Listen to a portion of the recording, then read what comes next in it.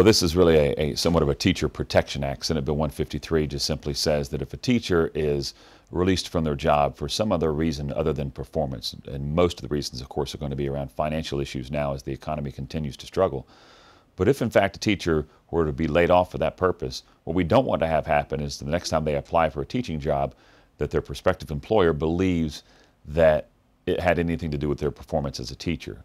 And unfortunately, that was what was happening. Senate Bill 153 seeks to protect our teachers by changing that and making sure that when a teacher is released for a non-performance issue, that it's noted in their record so that they can go and apply for a new job and not have that held against them. I think this is good for our teachers. It certainly respects the job they do, recognizing the economic conditions that have caused some layoffs that are unfortunate, and we hope to solve that by helping the economy move along stronger. But we also want to make sure that teachers can go get other good teaching jobs and not have that be held against them.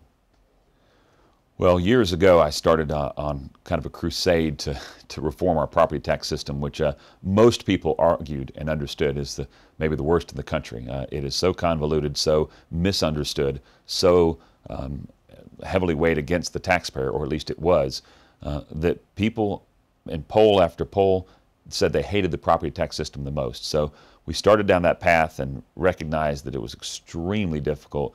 We passed a monumental bill a few years ago, changing the system, changing the way properties are assessed, changing the way you can appeal. Now in Georgia, your right to appeal is completely guaranteed. Prior to that, you only had a right to appeal if you got a notice. Now we make sure everybody gets a notice so they all get the chance to appeal.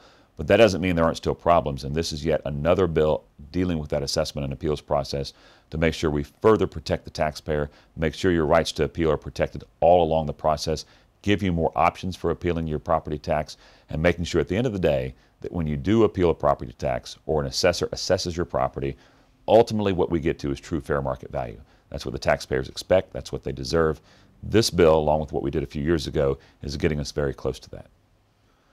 Well, the town halls, we're getting close to number 150. We're having a couple of more this weekend, and that will be great. I hope everybody comes out. But yeah, we just simply give a review of what's happening in the legislative session, and then we open it up to questions, and then we open it up to ideas. What we want to do is kind of talk about what's happening, but then find out what people have questions about, and then see if we can get good ideas from people. Because, you know, we get stuck here inside the Capitol, working amongst ourselves so much. We oftentimes, I think, forget that the 236 members of this General Assembly, House and Senate combined, are never going to have as many good ideas as the 10 million Georgians that we represent. So making sure that we're in the community, doing town hall meetings, getting good ideas on how to improve Georgia, I think it's critical to how you do your job here. I encourage other lawmakers to do it. Like I said, going on almost 150 of these, I've got a lot of good ideas that have come out of town hall meetings. A lot of the ideas I work with as it pertains to property tax reform have come out of town hall meetings. So those are the type of things you can get. And just interacting with the people you represent is always a good idea for those who want to be in public service.